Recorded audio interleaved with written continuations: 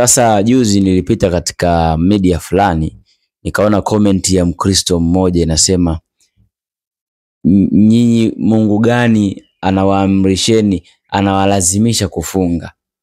Mimi sifikiri kama Mungu analazimisha mtu kufanya ibada.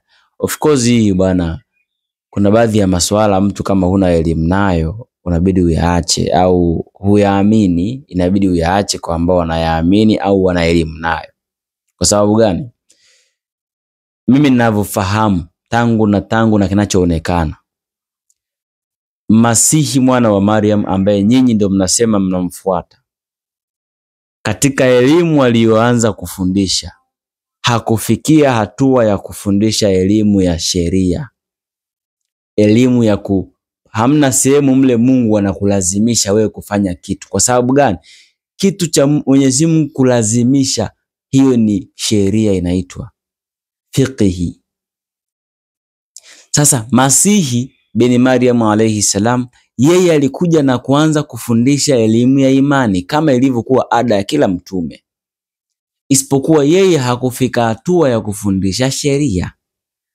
Kwa hivyo huwezi kuta aya inayokulazimisha wewe ufanye jambo ndani ya Biblia, kwa sababu hamna ndani ya Injili niseme, kwa sababu Biblia si muunganiko wa vitabu. Kuna Taurati ambayo ina sheria, kuna Zaburi ambayo ina sheria. Ndio maana mle ndani unakuta kuna kauli zinasema msile nguruwe, msicheze hivi na kadhalika, msifanye hivi. Zile ni sheria, kwa sababu Taurati ilishushwa kwa Nabii Daudi ambaye alikuwa na utawala, alikuwa na sheria za kuhukumu watu. Taurati iliteremshwa kwa Nabii Musa ambaye ilikuwa na sheria za kuongoza Bani Israeli. Lakini Masihi katika Injili hakuna kitu kinachoitwa sheria. Kwa sababu gani? Ndani yake hakufikia wakati wa kufundisha sheria. Ndio maana leo huwezi kuta hata maelekezo ya mwanamke wa Kikristo akitembea avae vipi.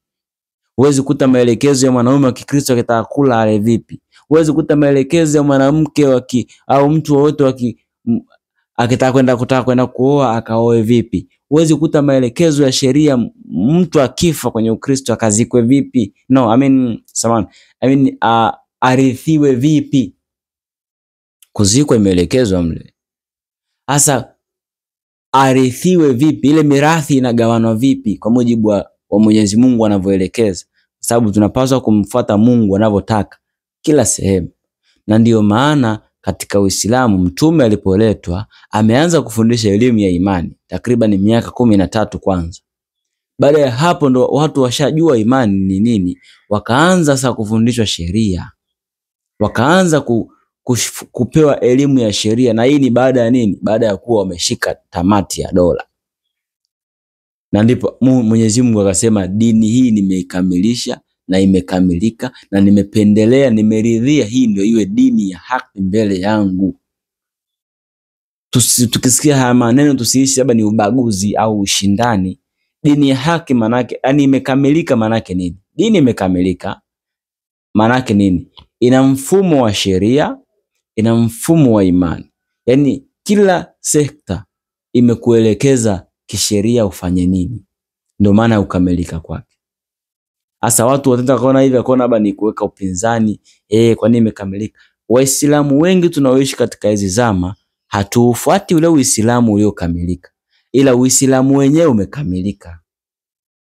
Kwa usichukue maisha ya Waislamu ukataka ulinga ndio upate hukumu ya kuhukumia Uislamu, kwamba mbona hao wanaishi hivi, mbona hivi. Uislamu umekamilika. Sisi Waislamu wa zama hizi ndio hatujakamilika, ndio hatuishi kwa kufuata ule Uislamu kamili. Na ndio maana mtume wetu sallallahu alaihi wasallam kasema, Uislamu ulikuja mgeni na Uislamu utaondoka mgeni, na watakaofanikiwa pia ni wageni. Kwa hivyo of course bwana alinistaajabisha sana, kwa sababu wewe kama hujalazimishwa hii ibada ya kufanya, si Waislamu of course kuwa mcha Mungu ni lazima, sio hiari. Yaani wewe ukishakuwa Muislamu ukikaidi kuwa mcha Mungu maana yake umekufuru. Kuna tofauti na makafiri wengineo, wapagani huko, kuna tofauti nao. Lakini kuwa mcha Mungu kwenye Uislamu wetu sisi ni jambo la lazima kuwa mcha Mungu. Na ndio maana Allah ametulazimisha kufanya mambo ya kheri, katulazimisha kufunga, kwa ajili ya kufikia uchamungu.